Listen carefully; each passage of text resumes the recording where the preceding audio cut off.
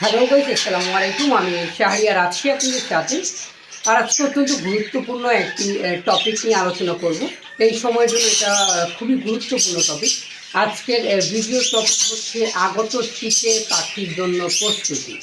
যেহেতু দেশের বিভিন্ন জেলায় মোটামুটি ভালোই শীত পড়েছে এবং আমাদের সিলেটেও শীতটা খুবই মোটামুটি ভালোই পড়েছে।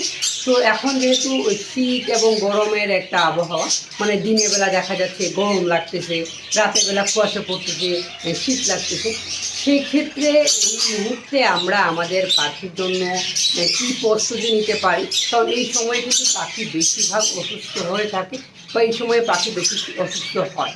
তো এই সময়ে কী করলে আমরা আমাদের পাখিকে অসুস্থ থেকে রক্ষা করতে পারবো, এই বিষয় নিয়েই আজকের এই আলোচনা।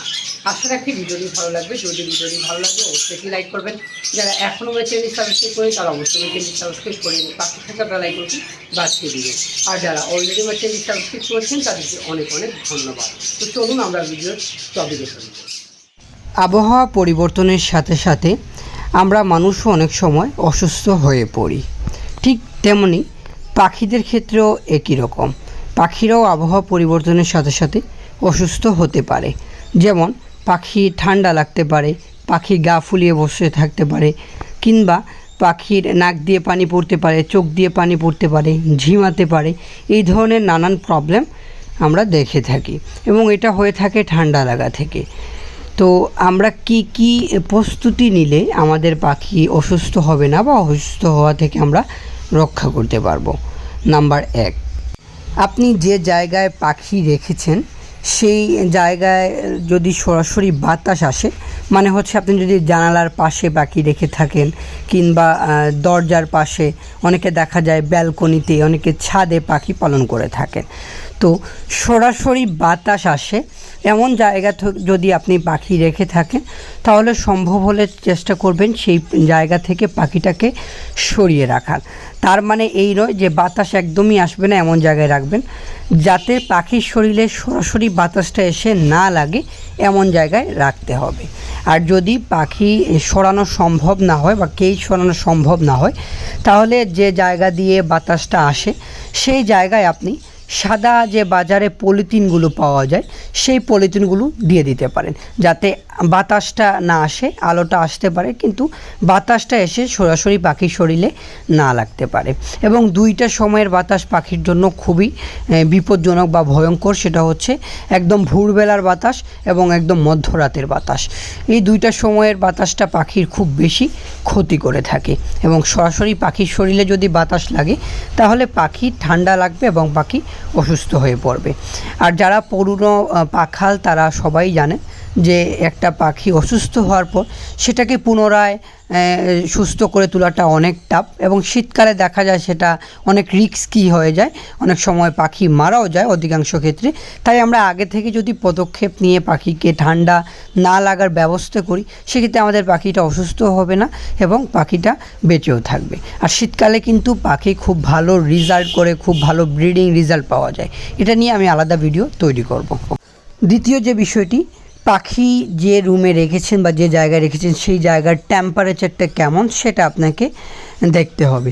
যদি আপনি ফিঞ্চ জাতীয় পাখি পালন করে থাকেন তাহলে আপনার সর্বনিম্ন 28 থেকে 30 ডিগ্রি তাপমাত্রা রাখতে হবে। 28-এর নিচে যদি নেমে যায় সেক্ষেত্রে কিন্তু ফিঞ্চ জাতীয় বা ফিঞ্চ সেকশনের পাখি অসুস্থ হতে পারে বা ঠান্ডা লাগতে পারে। আবার যদি আপনি কুনুর বা প্যারট সেকশনের পাখি পালন করেন সেক্ষেত্রে আপনাকে মিনিমাম 27 ডিগ্রি টেম্পারেচার রাখতে হবে। এর নিচে যদি হয় সেক্ষেত্রে পাখির ঠান্ডা লাগতে পারে। তো এখন রুম টেম্পারেচারটা আপনি কিভাবে বুঝবেন এবং কিভাবে নিয়ন্ত্রণ করবেন।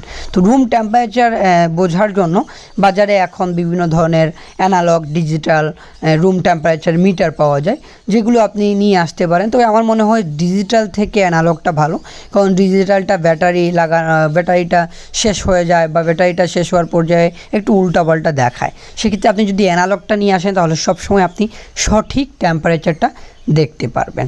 এখন আমরা কথা বলবো যে রুম টেম্পারেচারটা নিয়ন্ত্রণ রাখবেন কীভাবে। দুইটা উপায়ে আপনি রুম টেম্পারেচার নিয়ন্ত্রণ রাখতে পারেন। নাম্বার 1, আপনার রুমে হিটার ব্যবহার করতে পারেন। পাখির রুমে আমি নিজেও ব্যক্তিগতভাবে হিটার ব্যবহার করে থাকি, তবে শুধুমাত্র হিটার দিয়ে আমার এখানে নিয়ন্ত্রণ করা যায় না, কারণ আমার এখানে অনেক জানালা বা অনেক আপনার বাতাস যাওয়া আসার পথ রয়েছে, সেক্ষেত্রে আমি লাইটটাও ব্যবহার করি।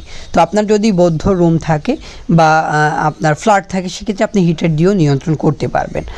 আর যদি হিটার দিয়ে নিয়ন্ত্রণ করা না যায়, সেক্ষেত্রে আপনি কেজের মধ্যে ইয়েলো কালারের যে ভাল্বগুলো রয়েছে 100 ওয়ার্ডের বা 60 ওয়ার্ডের যে ভাল্বগুলো আমরা বাজারে পাই, সেগুলো ব্যবহার করতে পারেন। সেগুলো দিয়েও কিন্তু টেম্পারেচার অনেকটাই নিয়ন্ত্রণ করা যায়, এবং আমি খুব শীঘ্রই আমার সেটআপে আমি সেগুলো নিয়ে আসব।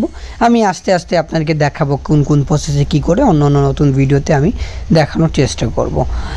পরের বিষয়টি মোস্ট ইম্পর্ট্যান্ট একটি বিষয়, সেটি হচ্ছে পাখির পানি। পাখির পানি বলতে আমরা তো নর্মালি সবসময় পাখিকে পানি ট্যাপ, কল কিংবা ফিল্টার থেকে দিয়ে থাকি। তবে শীতকালে পাখিকে একটু উষ্ণ গরম পানি দিতে হবে। যেমন শীতকালে পানিগুলো কিন্তু ঠান্ডা থাকে যে জায়গা থেকে আপনি দিবেন, এবং এই ঠান্ডা পানি যদি পাখি পান করে, সেক্ষেত্রে কিন্তু পাখির ঠান্ডা লাগার সম্ভাবনা প্রায় 90% থাকে। আর পানি পান করা থেকে যদি ঠান্ডা লাগে, সেটা পাখির জন্য অনেক মারাত্মক হয়ে যায় বা অনেক ভয়ঙ্কর হয়ে যেতে পারে। সেক্ষেত্রে আপনি প্রতিবার যখন পাখিকে পানি দিবেন, তখন পানি একটু ফুটন্ত পানি উষ্ণ গরম করে দেওয়ার চেষ্টা করবেন। তার মানে এই নয় যে একদম হিট গরম থাকবে, উষ্ণ গরম পানি যেটা পাখি সহজে গ্রহণ করতে পারে বা খেতে পারে, এরকম উষ্ণ গরম পানি দিয়ে পাখিকে দিতে হবে। এবং এটা চেষ্টা করবেন প্রতিবার দেওয়ার চেষ্টা করবেন, বলতে এটা দিতে হবে। যদি আপনি ঠান্ডা পানি পাখিকে পান করার জন্য দেন, তাহলে পাখির ঠান্ডা লাগতে পারে, এবং শীতকালে ঠান্ডা থেকে কিন্তু পাখি মারাও যেতে পারে। এটা মারাত্মক একটা রোগ বা মারাত্মক একটা সমস্যা বলা যেতে পারে।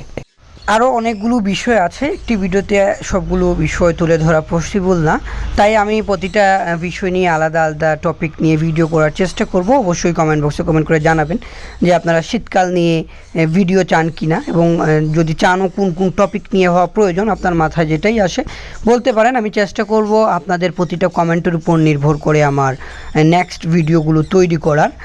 আর ভিডিওতে উল্লেখিত বিষয়গুলো আপনি চেষ্টা করবেন সবগুলো সহজে মেনটেন করার এবং পাখির ক্ষেত্রে ব্যবহার করার। আশা রাখি ভিডিওটি ভালো লেগেছে। যদি ভিডিওটি ভালো লাগে অবশ্যই একটি লাইক করবেন। যারা এখনও চ্যানেলটি সাবস্ক্রাইব করেনি, তারা অবশ্যই আমার চ্যানেলটি সাবস্ক্রাইব করে পাশে থাকা বেল আইকনটি বাজিয়ে দিবেন। আর নিচে কমেন্ট বক্সে কমেন্ট করে জানাবেন আপনার মতামত, ভিডিওটি আপনার কেমন লেগেছে। আর যদি ভিডিওটি দেখে আপনি একটুকু উপকৃত হয়ে থাকেন, সেক্ষেত্রে অবশ্যই চ্যানেলটি সাবস্ক্রাইব করে এবং আমার ভিডিওটি লাইক করবেন। কারণ যতগুলো লাইক করবে আমি বিশেষ করে যতজন মানুষকে আমি হয়তো বা উপকার করতে পেরেছি বা উপকারে আসতে পেরেছি। আর আজকের ভিডিওটি এই পর্যন্তই। নতুন কোনো ভিডিও নিয়ে, নতুন কোনো টপিক নিয়ে হয়তো আগামীকাল দেখা হবে। আল্লাহ হাফেজ।